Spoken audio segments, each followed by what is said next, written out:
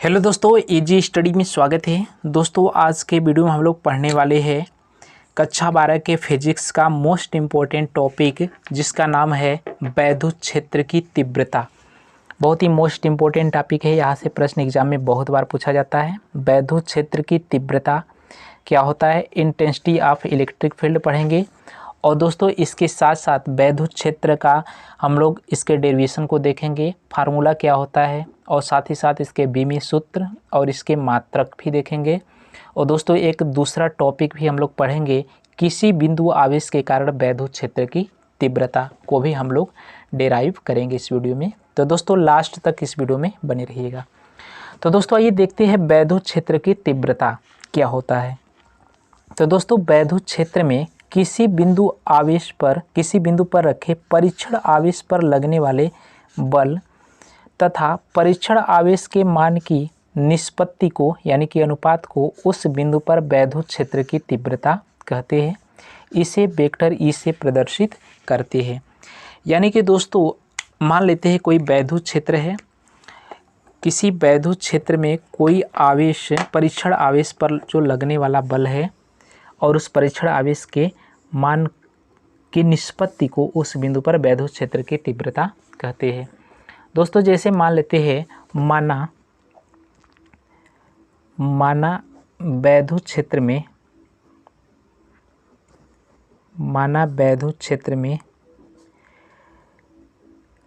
किसी बिंदु पर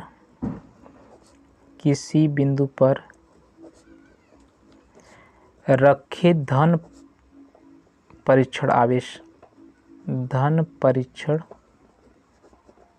आवेश मान लेते हैं कितना है Q0 पर लगने वाला वैद्युत बल वेक्टर F हो, तब उस बिंदु पर वैद्युत क्षेत्र की तीव्रता हो, तब उस बिंदु पर वैद्युत क्षेत्र की तीव्रता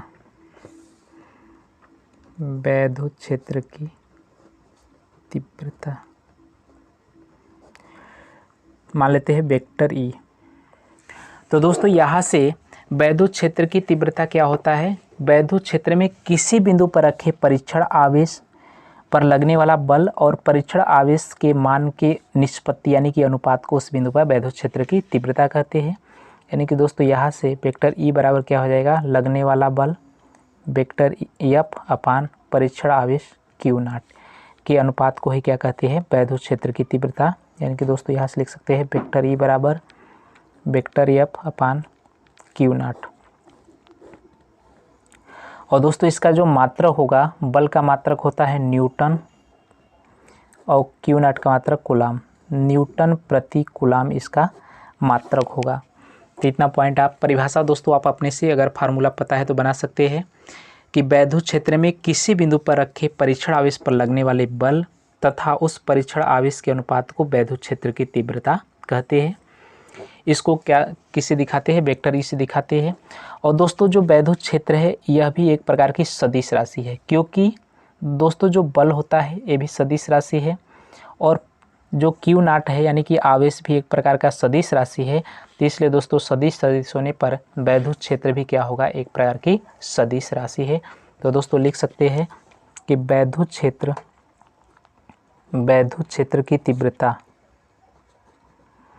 क्षेत्र की तीव्रता एक सदिश राशि है।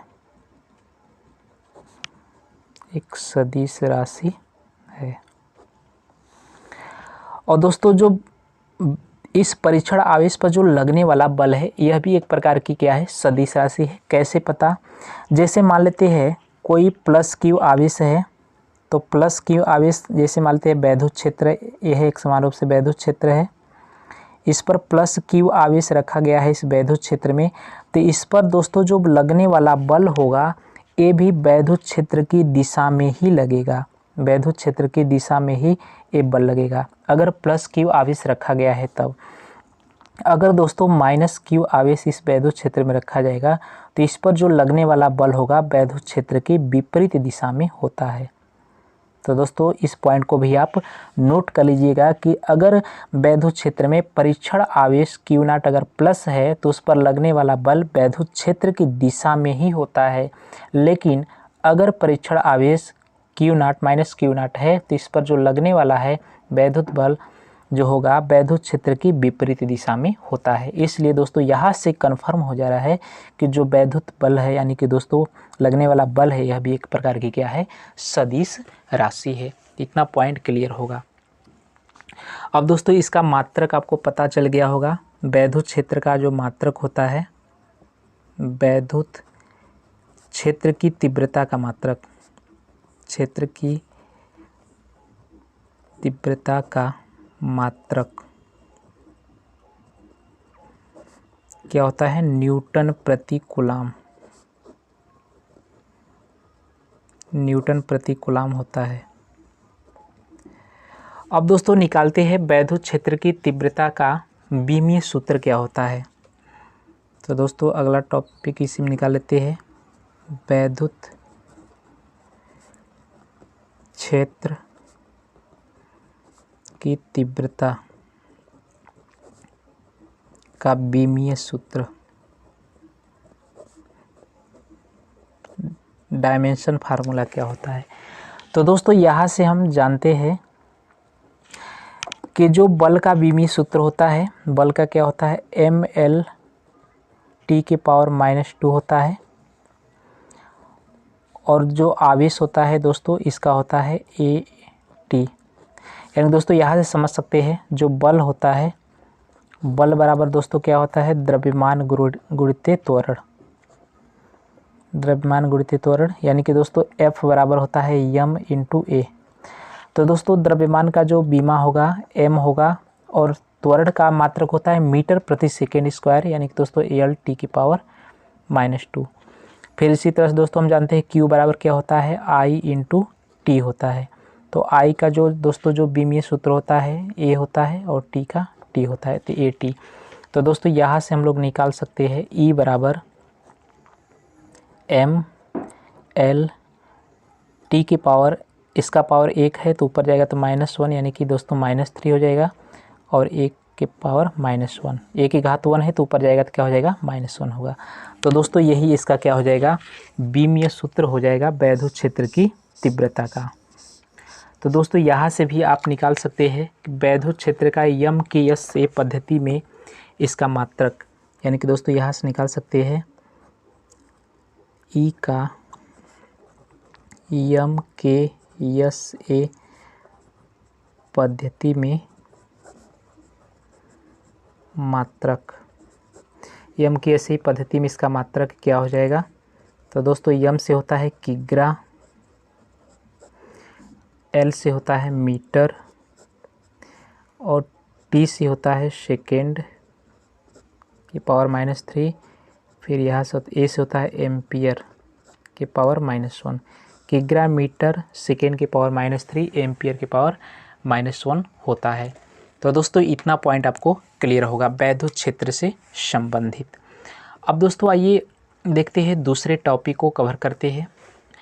किसी बिंदु आवेश के कारण वैद्युत क्षेत्र की तीव्रता, किसी बिंदु आवेश के कारण वैद्युत क्षेत्र की तीव्रता हमें ज्ञात करनी है। किसी बिंदु आवेश के कारण वैद्युत क्षेत्र की तीव्रता। तो दोस्तों इसके लिए सबसे पहले क्या करेंगे, मान लेते हैं, माना +Q कूलाम का आवेश K परावैद्युतांक वाले माध्यम में बिंदु O पर रखा गया है, यानी कि स्थित है, और बिंदु O से R दूरी पर बिंदु P पर वैद्युत क्षेत्र की तीव्रता क्या करनी है, ज्ञात करनी है। तो दोस्तों इसके लिए क्या करेंगे, मान लेते हैं, सबसे पहले दोस्तों मान लेते हैं कि बिंदु O है, बिंदु O पर +Q कूलाम का कोई आवेश रखा गया है। इस बिंदु O से R मीटर की दूरी पर, मान लेते हैं R मीटर की दूरी पर, यहाँ से कितना दूरी पर, R मीटर की दूरी पर बिंदु P पर हमें ज्ञात करना है वैद्युत क्षेत्र की तीव्रता। तो दोस्तों यहाँ पर एक परीक्षण आवेश मान लेते हैं, प्लस Q0। परीक्षण आवेश बिंदु P पर मान लेंगे। तो दोस्तों दोनों प्लस प्लस आवेश है, तो इस प्लस Q पर यानी कि बिंदु O पर रखें प्लस Q आवेश के कारण बिंदु P पर रखें प्लस Q0 आवेश पर लगने वाला जो वैद्युत बल होगा बाहर की तरफ होगा, यानी कि प्रतिकर्षण बल लगेगा। तो इतना पॉइंट दोस्तों आपको क्लियर होगा, यानी कि बाहर की तरफ लगेगा प्रतिकर्षण बल। तो दोस्तों यहाँ से हम कूलाम का नियम लगा सकते हैं। कूलाम का नियम दोस्तों कब लगता है? जब दो आवेश स्थिर आवेश हो। तो दोनों स्थिर आवेश है तो कूलाम के नियम यहाँ पर लगा सकते हैं। तो दोस्तों कूलाम के नियमानुसार,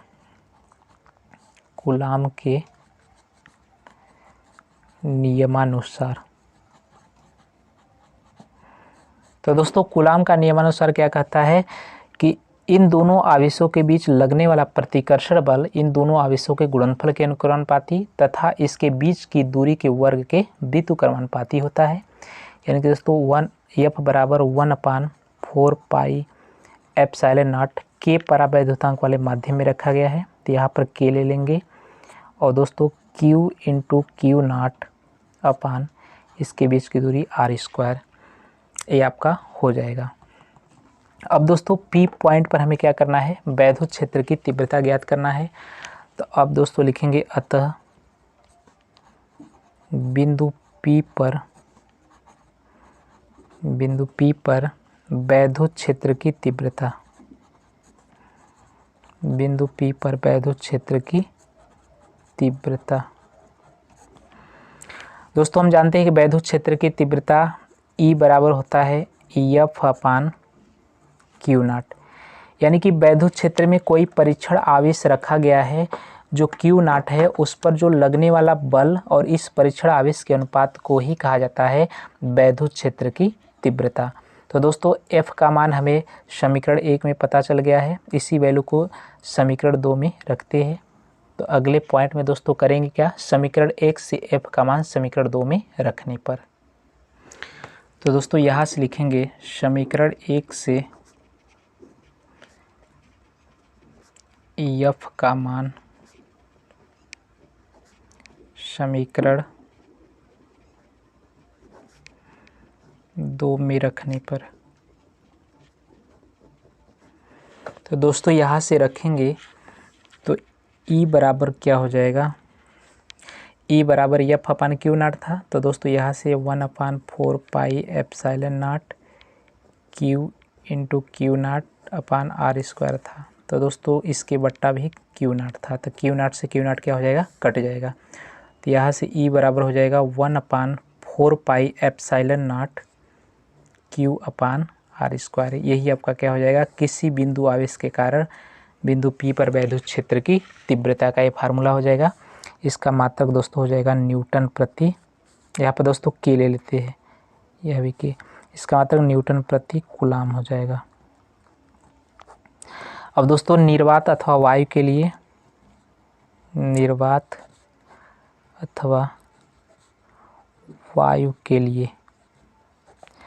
K बराबर क्या होता है? 1 होता है। तो यहाँ से दोस्तों E बराबर K का मान 1 रखेंगे तो 1/4 pi epsilon not Q upon r², यही आपका मेन फार्मूला हो जाएगा। यह दोस्तों आपका आएगा न्यूटन में, न्यूटन प्रति कूलाम। ये बहुत ही मोस्ट इम्पोर्टेंट फार्मूला है, इसको दोस्तों आप याद रखिएगा। अब दोस्तों यहाँ से हो क्या रहा है? अगर E और R के बीच में अगर इन सभी को कांस्टेंट मान लिया जाए तो दोस्तों E प्रोपोर्शनल 1/r²। इसका मतलब जैसे जैसे इस आवेश से दूरी बढ़ेगी वैद्युत क्षेत्र की तीव्रता क्या होगा? घटता जाएगा। तो दोस्तों इसके बीच में अगर हम ग्राफ को ड्रा करना चाहे, अगर ग्राफ को खींचना चाहे वैद्युत क्षेत्र और दूरी के बीच में, अगर यहाँ पर लेते हैं वैद्युत क्षेत्र और यहाँ पर दूरी r², तो ग्राफ क्या होगा? R का मान दोस्तों अगर r² का मान बढ़ेगा तो E का मान क्या होगा? घटेगा। अगर r² का मान दोस्तों क्या होगा? घटेगा तो E का मान क्या होगा? बढ़ेगा। तो इस स्थिति में दोस्तों एक बढ़ रहा है तो एक घट रहा है, तो इसके लिए ग्राफ इस टाइप से जाता है। तो इस ग्राफ को भी दोस्तों आप ड्रा कर लीजिएगा। तो दोस्तों आई होप कि आपको वैद्युत क्षेत्र की तीव्रता और किसी बिंदु आवेश के कारण उत्पन्न वैद्युत क्षेत्र की तीव्रता के लिए फार्मूला और डेरिवेशन आपको समझ में आया होगा। दोस्तों इसी तरह के वीडियो पाने के लिए हमारे चैनल को लाइक, सब्सक्राइब, शेयर ज़रूर करें। और दोस्तों फिर मिलेंगे नेक्स्ट वीडियो में इसके आगे के टॉपिक को लेकर के। साथ ही हम लोग न्यूमेरिकल को भी करेंगे, इसलिए चैनल को लाइक, सब्सक्राइब, शेयर ज़रूर कर लीजिएगा। तो दोस्तों फिर मिलते हैं नेक्स्ट वीडियो में, तब तक के लिए धन्यवाद।